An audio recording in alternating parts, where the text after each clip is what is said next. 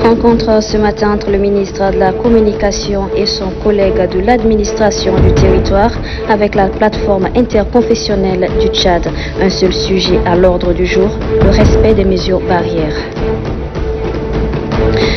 2 salles d'alphabétisation rénovées et équipées par la Fondation Grand Cœur à la Maison nationale de la femme.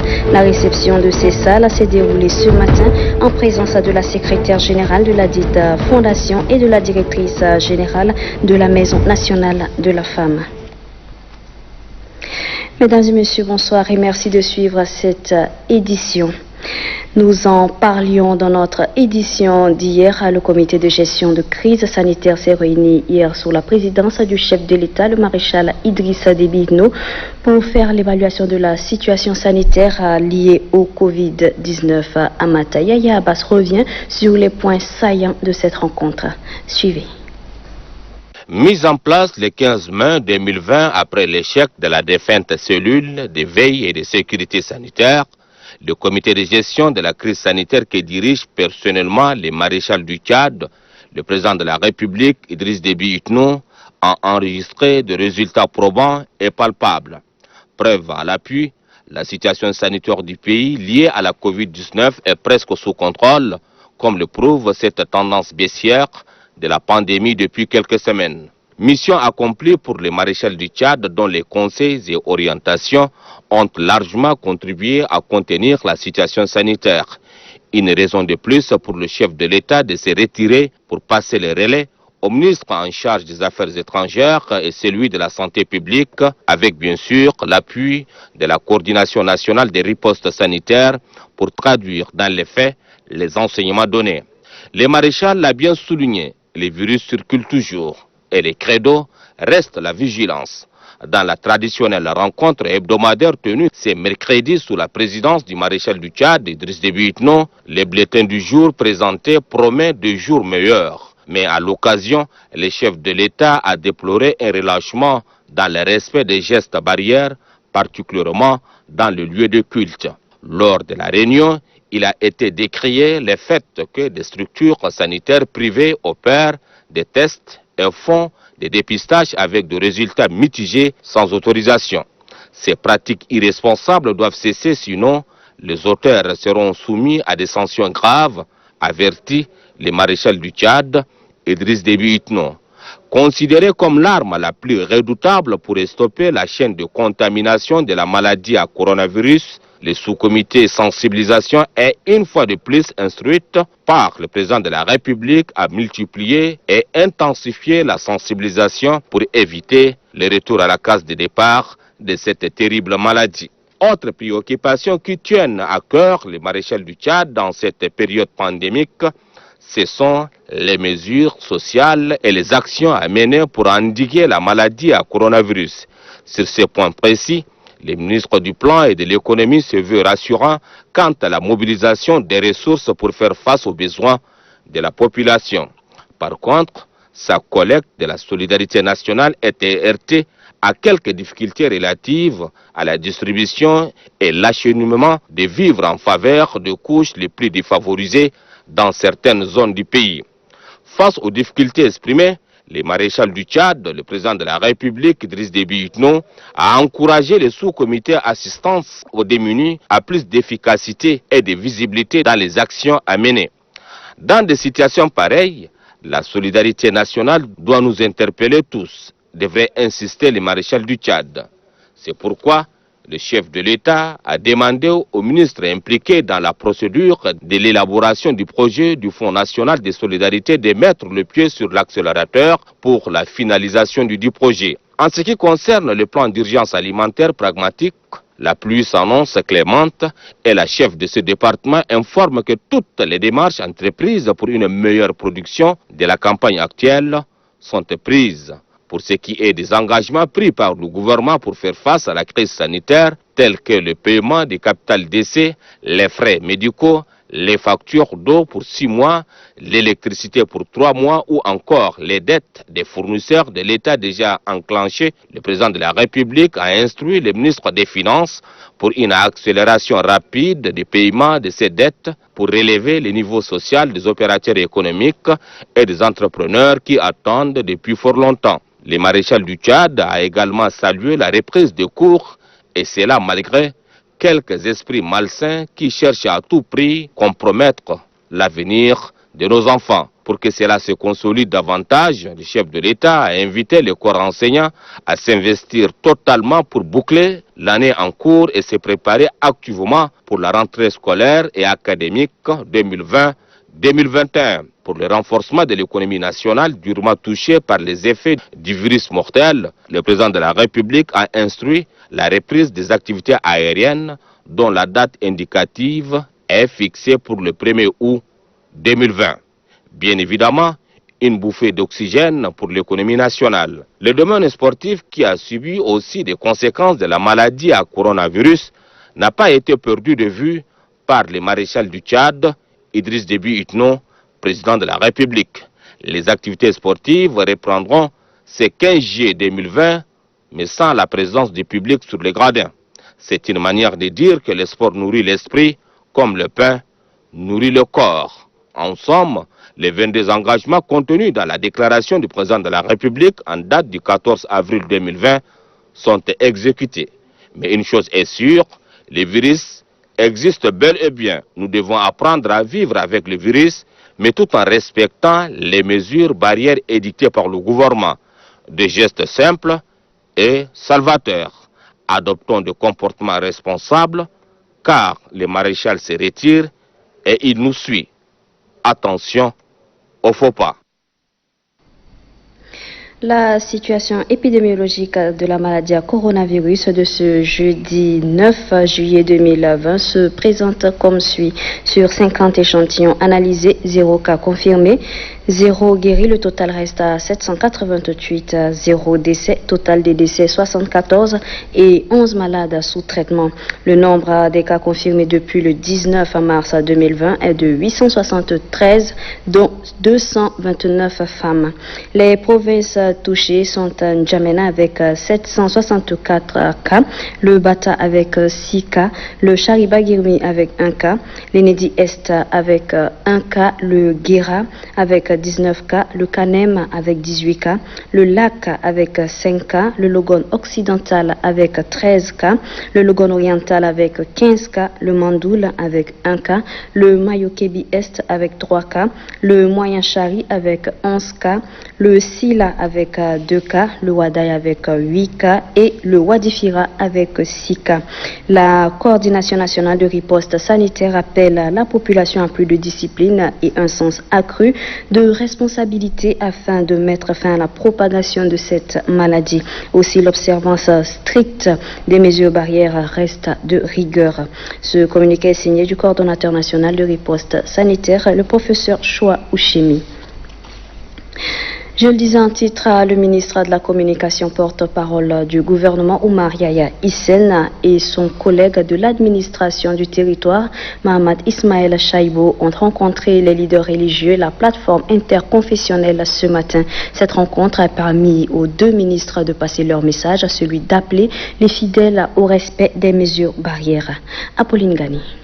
Semaine après la réouverture des lieux de culte, le ministre de la Communication, porte-parole du gouvernement Oumar Yahya Hissène et son collègue de l'administration du territoire et des collectivités autonomes décentralisées, Mohamed Ismaël Chaïbo, tous deux coordonnateurs du sous-comité sensibilisation, ont rencontré les leaders religieux. Question de rappeler ces derniers au strict respect des mesures barrières édictées par le gouvernement. Car les membres du gouvernement ont constaté le non-respect de ces mesures par les fidèles dans certains lieux de culte. Le ministre de la Communication, porte-parole du gouvernement, et le chef de département de l'administration du territoire ont tour à tour invité les fidèles au respect des mesures barrières pour éviter le rebondissement de la pandémie à coronavirus. Le président du Conseil supérieur des affaires islamiques promet sensibiliser davantage les fidèles au respect des mesures barrières. Pour l'archevêque métropolitain de N'Djamena, l'église catholique rouvre ses portes la semaine prochaine et promet veiller au strict respect des gestes barrières. Nous sommes prêts.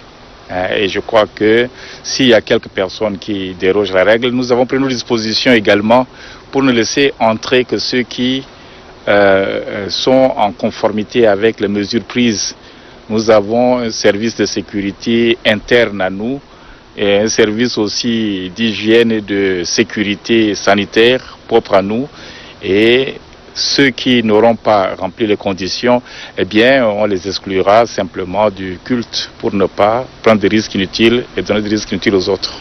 L'église protestante, quant à elle, relève à travers le représentant de l'EMED que beaucoup de fidèles négligent jusqu'à là certaines mesures barrières. Les ministres nous ont appelés pour nous tirer les oreilles par rapport aux mesures barrières.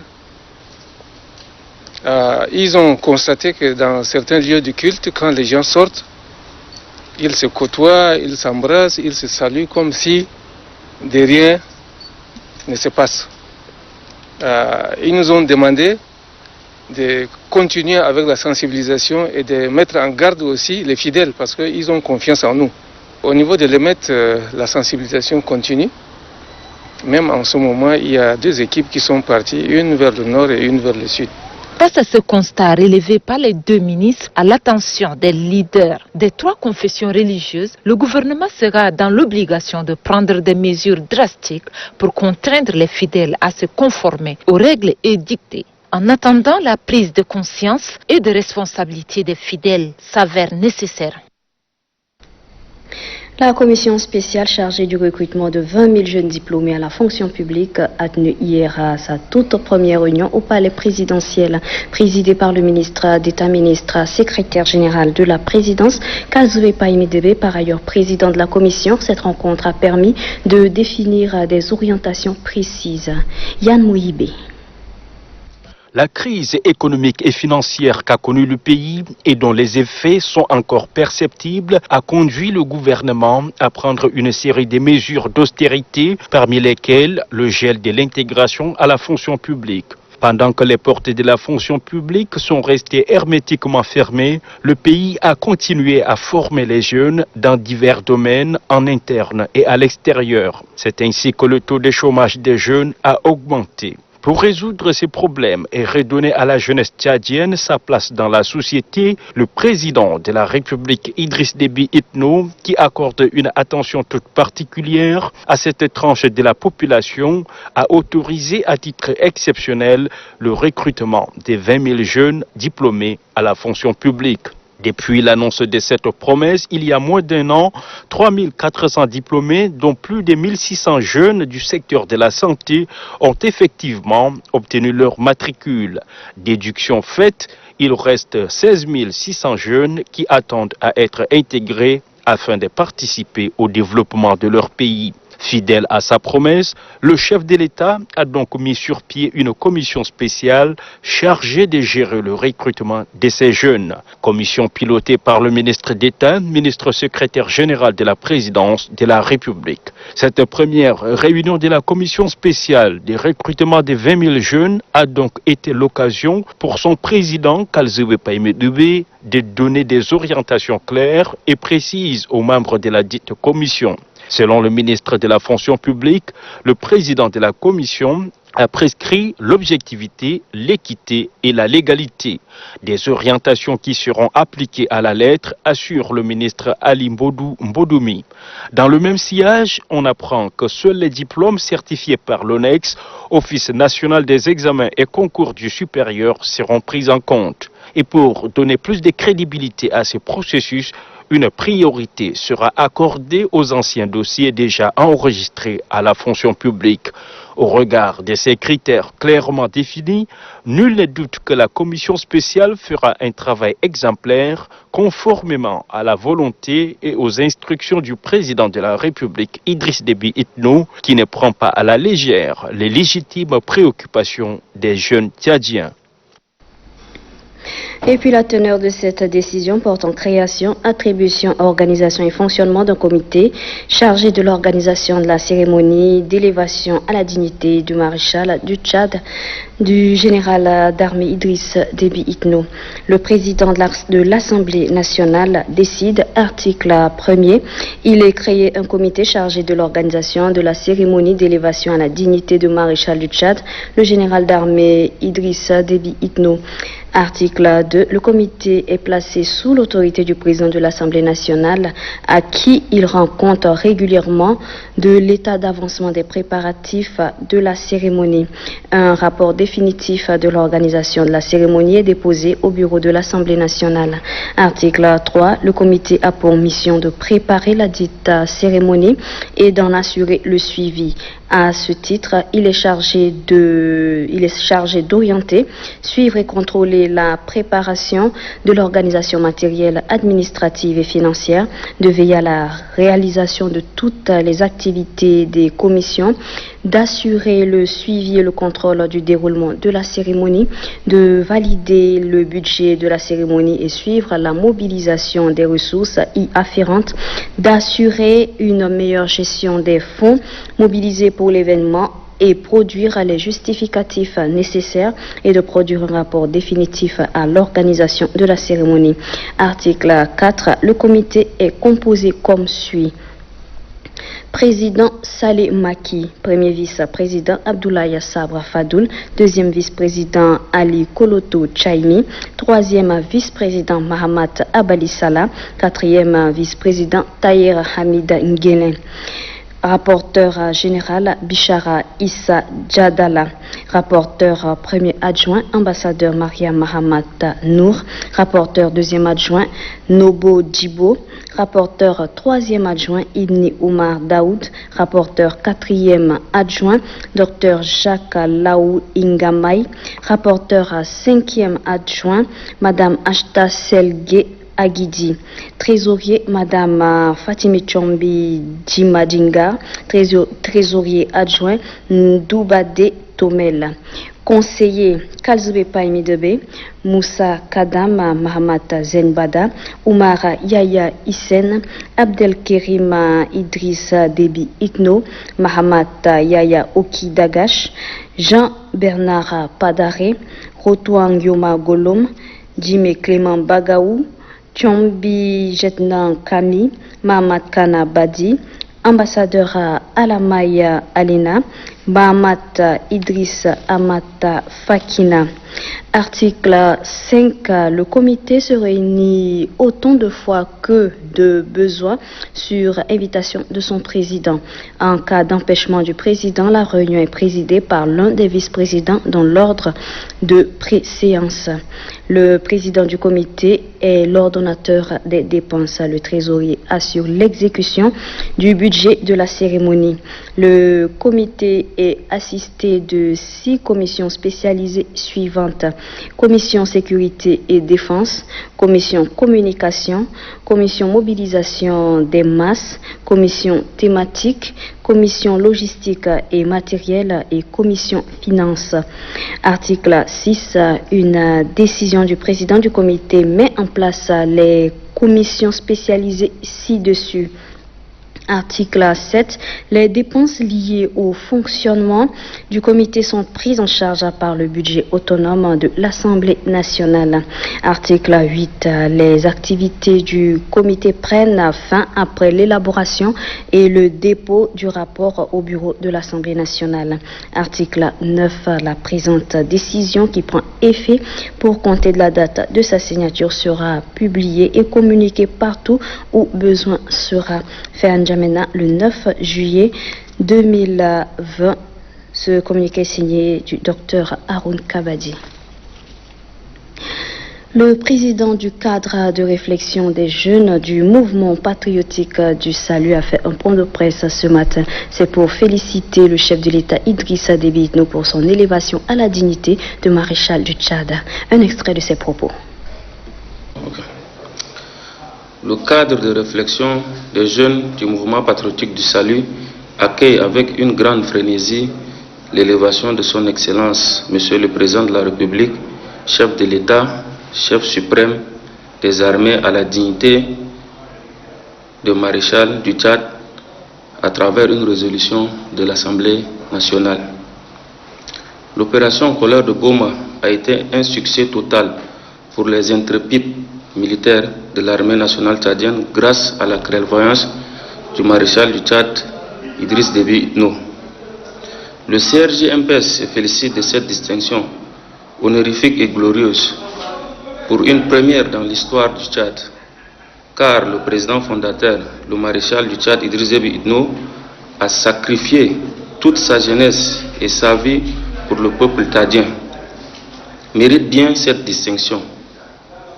Avec le maréchal Idriss Déby Itno, le Tchad est en train d'écrire la plus belle histoire de sa vie.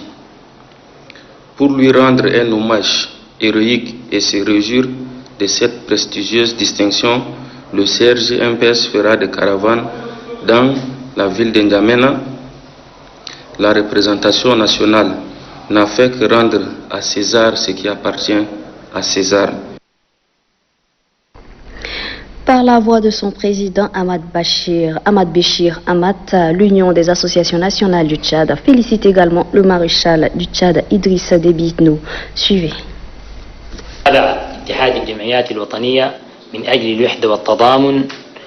L'Union des associations nationales du Tchad a accueilli avec joie l'élévation du président de la République, Idriss Déby Itno, à la dignité de maréchal du Tchad par l'Assemblée nationale. Cette élévation honorifique n'est que justice, puisque le chef de l'État, depuis son accession au pouvoir, a œuvré avec bravoure pour permettre au Tchad de briller sur la scène internationale.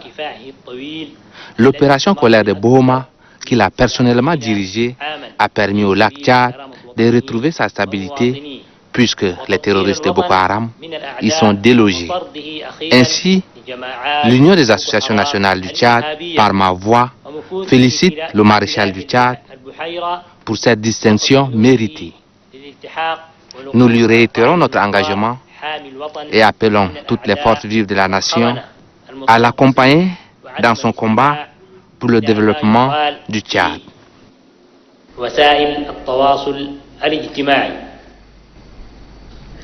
Et puis c'est arrêté portant levée de la mesure de suspension des vols passagers de l'étranger à destination du Tchad. Le ministre de l'Aviation civile et de la météorologie nationale, après avis du comité scientifique, arrête article 1er. La mesure de suspension des vols passagers de l'étranger à destination du Tchad est levée à compter du 1er août 2020. Article de la reprise des vols est assujetti aux mesures sanitaires de riposte contre la COVID-19 qui seront édictées par la DAC. En sus de ces mesures, les compagnies aériennes doivent soumettre leur programme de vol pour approbation à la DAC. Article 3. Le directeur général de l'autorité de l'aviation civile, ADAC, est chargé de l'application du présent arrêté qui abroge toute disposition antérieure contraire par effet. Pour compter de la date de sa signature sera enregistré et publié partout où besoin sera. N'Djamena, le 9 juillet 2020, Mahamat Tahir Orozi.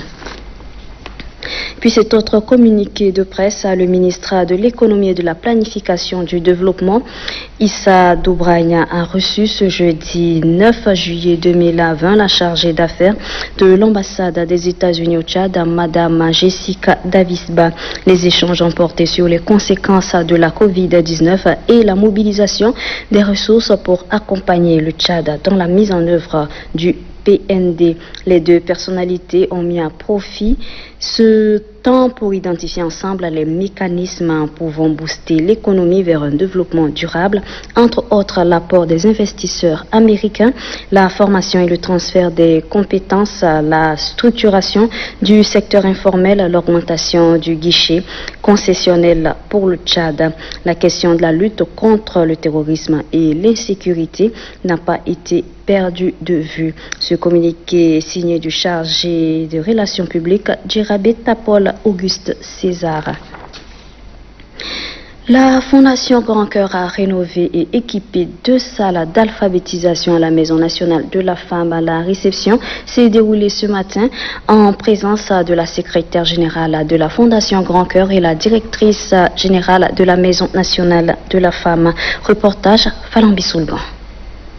Déterminée d'offrir du sourire aux couches vulnérables, la première dame Hinda Déby Itno, à travers sa fondation Grand Cœur, a rénové et équipé 2 salles d'alphabétisation de la Maison nationale de la femme tchadienne. Honorée par ce geste, les apprenantes ont tenu à saluer la bienfaitrice Hinda Déby Itno pour ses œuvres en faveur de la femme.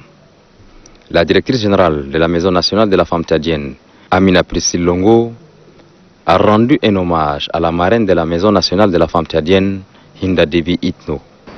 Apprendre à lire et à écrire la langue officielle d'un pays, quand on parle déjà le dialecte, c'est ici la possibilité d'avoir la connaissance de ses droits et enfin de les défendre.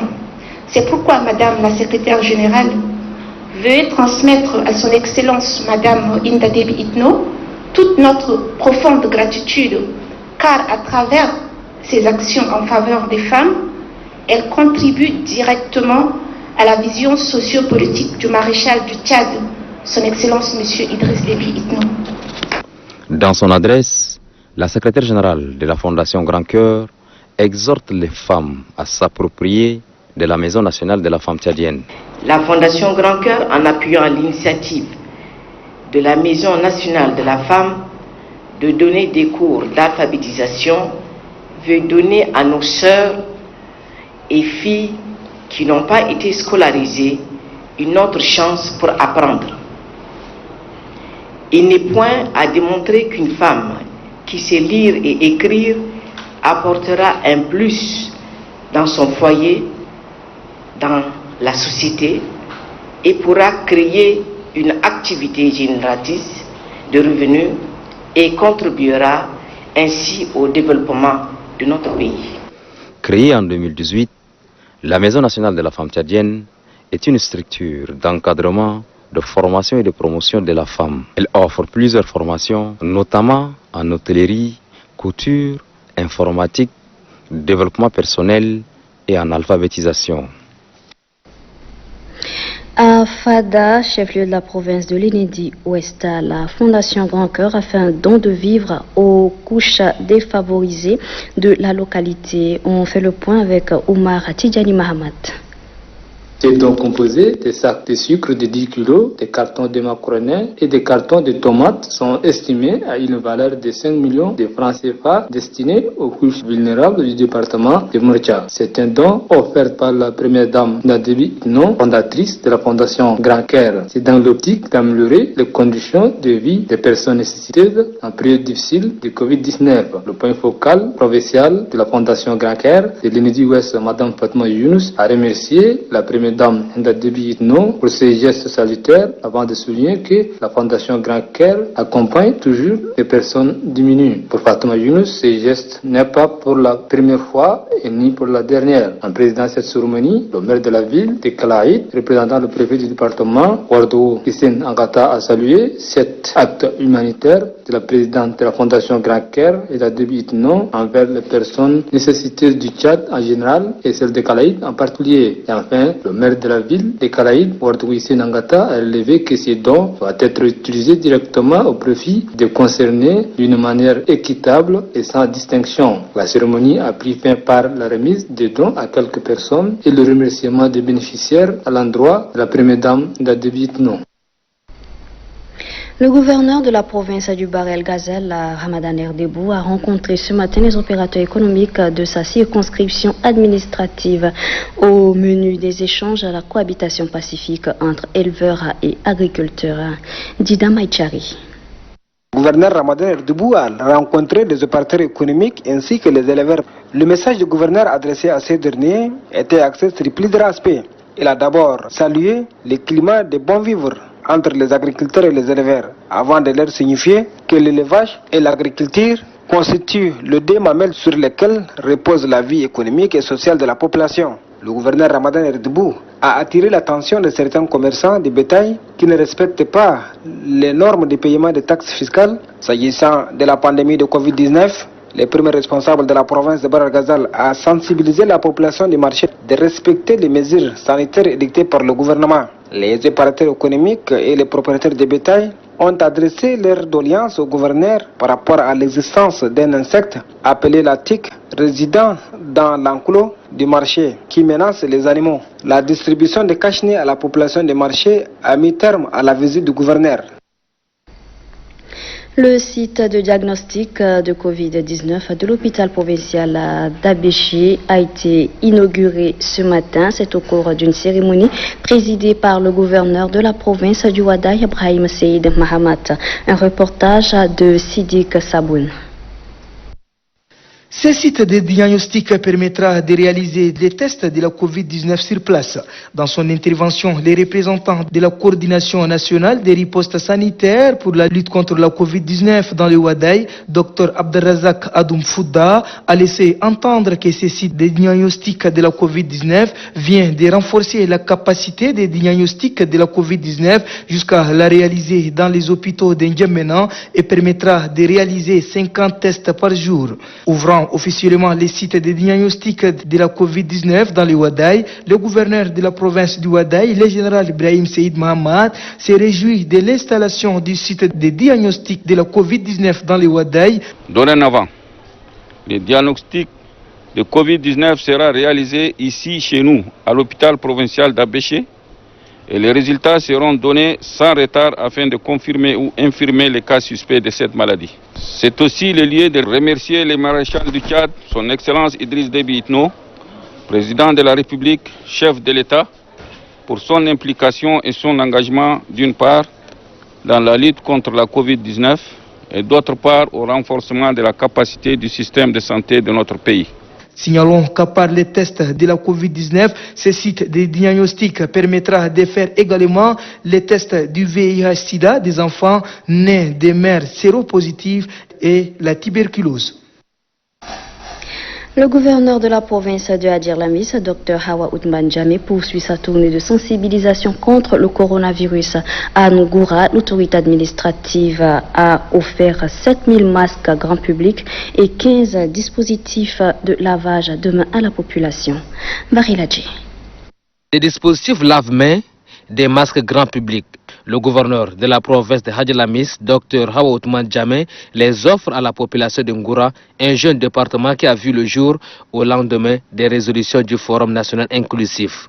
Ils seront répartis dans les écoles, les marchés et les lieux de culte pour épargner la population de la pandémie.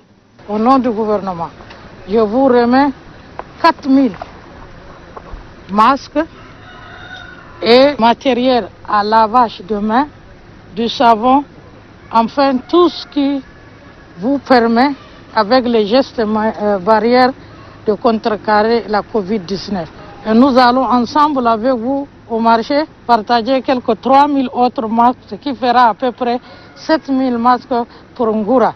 Même si nous n'avons pas de cas, c'est en ce moment-là que nous devons nous battre pour qu'il n'y aura plus de cas. La remise de ces matériels à la population de Ngoura fait suite à celle des autres localités bénéficiaires. Comme ailleurs, ici à Ngoura également, Dr Hawa Oudman Djamé a insisté sur le respect des mesures barrières. Dans la province du Mayo-Kébi-Ouest, le coordonnateur du sous-comité provincial de riposte contre le coronavirus, Adam Forti Amadou, est allé sensibiliser les populations de Gouin, Torok et Gouigoudoum sur le respect des mesures barrières. Doba Djansala. Sensibiliser davantage les populations des différents cantons de la sous-préfecture de Torok sur le danger que représente le coronavirus. Voilà l'objectif de la mission conduite par Adoum Forte Amadou, coordonnateur du sous-comité provincial de sensibilisation des ripostes contre la Covid-19 du Mayo-Kébu-Ouest, par ailleurs gouverneur de la dite province. Dans les 3 cantons cibles de cette campagne de sensibilisation, à savoir le canton Gouin, Torok et Gouaïgoudoum, le sous-comité provincial de sensibilisation a mis à la disposition de chaque chef de canton des matériels de protection contre la Covid-19. La vigilance doit être de mise et le respect des gestes barrières accru sur le message consigne que le coordonnateur du sous-comité provincial de sensibilisation a donné à chaque étape.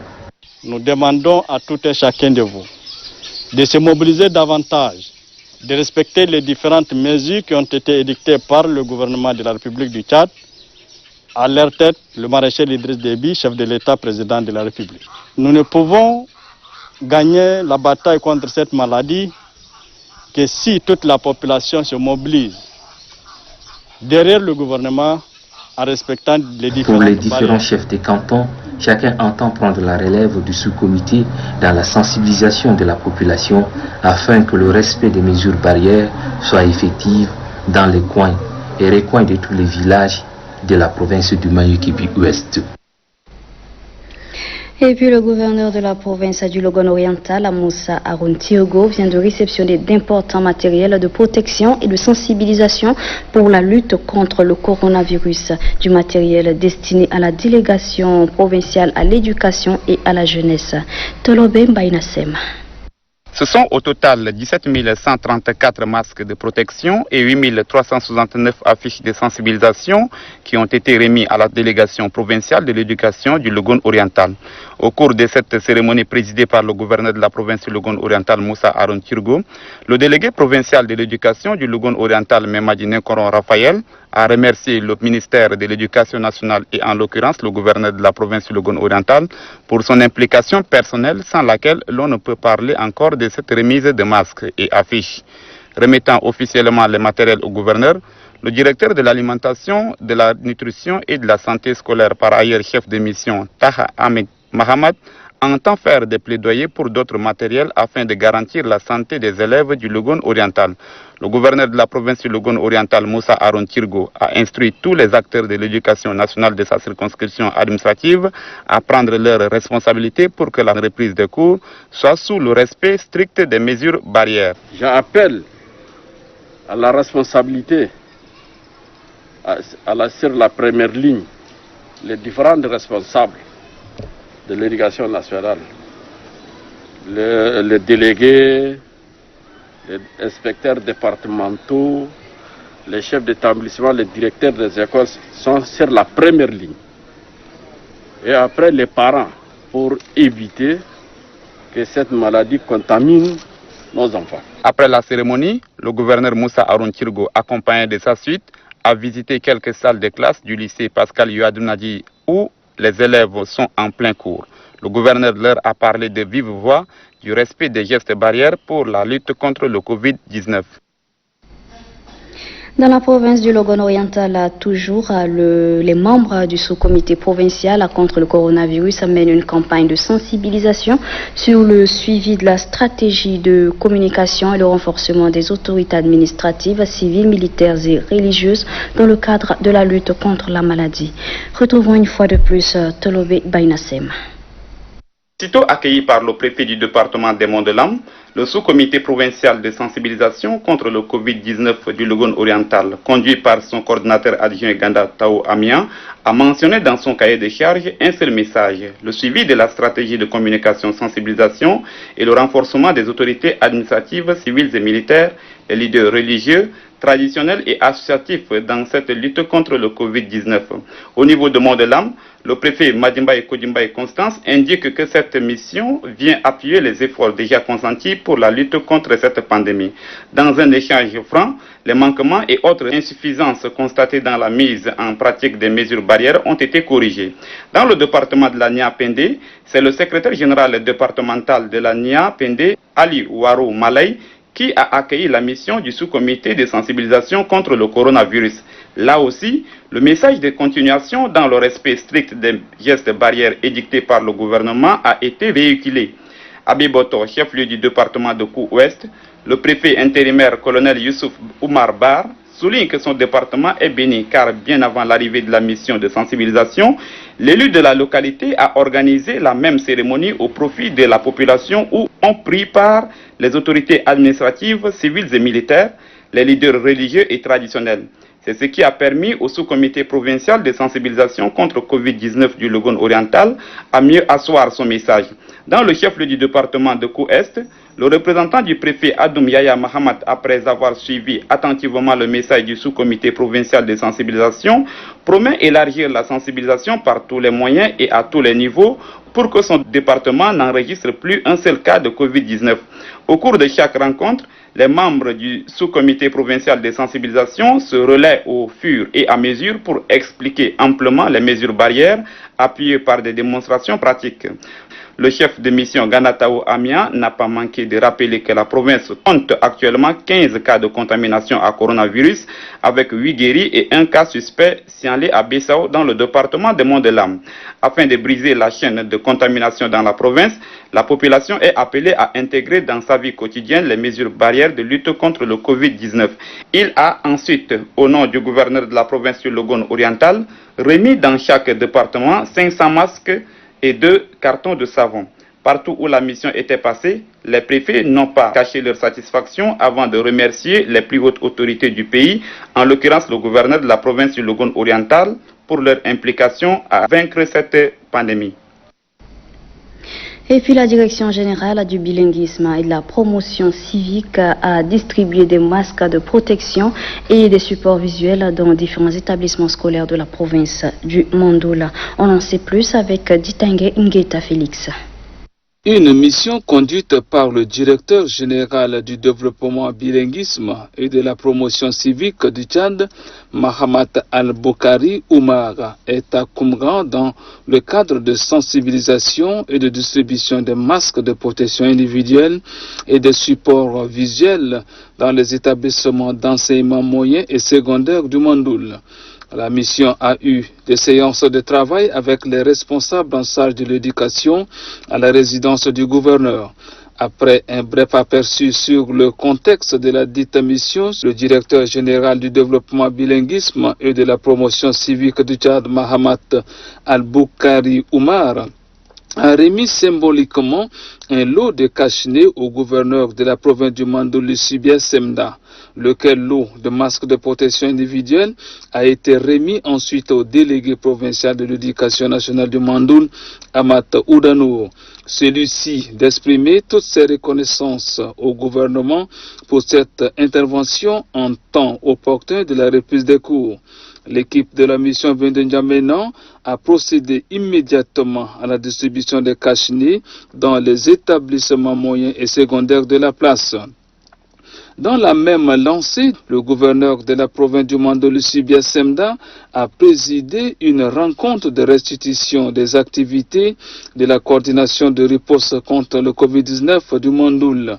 Le délégué sanitaire de la province du Mandoul, Dr Mahamat Saleh Oumar, a encouragé et félicité les différentes corporations socio-professionnelles et les ONG pour leur détermination aux côtés du gouvernement dans la lutte contre la pandémie. Car selon lui, le seul cas enregistré dans la province du Mandoul est celui importé qui s'est soldé par le décès du patient le 29 mai 2020 au district de Goundi. Toujours dans le cadre de la lutte contre le coronavirus, le Fonds international de développement agricole FIDA a remis des dispositifs de lavage des mains et des masques de protection à la population de la ville d'Ati. Mahamat Debouinalour. Tous les nécessaires pour se protéger contre le coronavirus fournis par le Fonds international de développement agricole FIDA à travers le programme Barça Trépère au bénéfice de la population du Bata. composé de 100 kits de lavage de mains, 3000 masques et 50 cartons de savon. Ces dons est destiné au sous-comité provincial de sensibilisation. Il constitue, selon le chef d'antenne de Parsat Repère du Bata, Habib Adoum Hassan, l'engagement du Bayer aux côtés du gouvernement tchadien dans le cadre de la lutte contre le coronavirus. Au nom du gouverneur du Bata, son directeur de cabinet, Ali Vouvou Amadou, a fait savoir que depuis l'apparition de la maladie à coronavirus, les partenaires techniques et financiers de la province n'ont pas manqué d'apporter leur soutien. La vigilance, poursuit-il, doit être toujours maintenue car l'assouplissement des mesures ne veut pas dire la fin de la pandémie. Il exhorte donc la population à adopter un comportement responsable et faire bon usage des matériels mis à sa disposition. Le FIDA est une institution spécialisée des Nations Unies qui se consacre à l'élimination de la pauvreté rurale dans les pays en développement. Dans le Bata, il appuie financièrement le programme Parsat Repère. Pour lutter contre l'exode rural, l'Office national pour la promotion de l'emploi, ONAPE, antenne d'Amtiman, a octroyé des crédits agricoles aux producteurs. C'est au cours d'une cérémonie présidée par le secrétaire général de la province du Salamat, Mahamat Abdelbanat. Ils sont au total 1290 bénéficiaires à recevoir une enveloppe de plus de 107 millions de francs CFA pour la campagne agricole 2020-2021. Pour lutter contre l'exode rural, la pratique des usuriers et permettre aux producteurs d'atteindre l'autosuffisance alimentaire, l'ONAPI a mis en place plusieurs programmes parmi lesquels les crédits agricoles. Dans son mot introductif, le chef de bureau ONAPI, Abdelkerim Hassan Chetei, a rappelé que l'ONAPI a pour mission principale la matérialisation de la politique du gouvernement en matière de l'emploi. Il a demandé aux bénéficiaires de profiter de ces crédits et de bien gérer les fonds mis à leur disposition pour l'éradication de la famine, vu le plus cher des hautes autorités du pays, en l'occurrence le maréchal Idriss Déby Itno, président de la République, chef de l'État. Le représentant de la chefferie traditionnelle Amar Mohamed Ali a souligné que le Salamat regorge beaucoup de vulnérables ainsi que les retournés de la RCA qui pratiquent l'agriculture malgré leur vulnérabilité. Selon lui, ces crédits sont venus à point nommé et rassurent sa disponibilité d'aider les bénéficiaires à les rembourser dans les délais requis. Remettant officiellement ces crédits aux bénéficiaires, le secrétaire général de la province du Salamat, Mapmara, a fait savoir que le monde rural bénéficie d'une large place dans le programme politique du président de la République. Nous avons la chance ici d'avoir un chef de l'État conscient de la situation dans laquelle nous vivons dans le Tchad profond. Donc ce geste qui va être fait tout à l'heure, j'aurais aimé que les bénéficiaires prennent cela et en toute conscience qu'ils se mettent au travail parce que nous avons la chance d'avoir une bonne terre, une terre très riche. Les bénéficiaires ont adressé leurs remerciements à l'État pour son appui. L'initiative Al-Nafir pour l'approvisionnement en eau dans la ville d'Abéché vient d'être lancée. Une initiative de l'organisation Innovateur pour le développement socio-culturel au Tchad. Omar Ibrahim.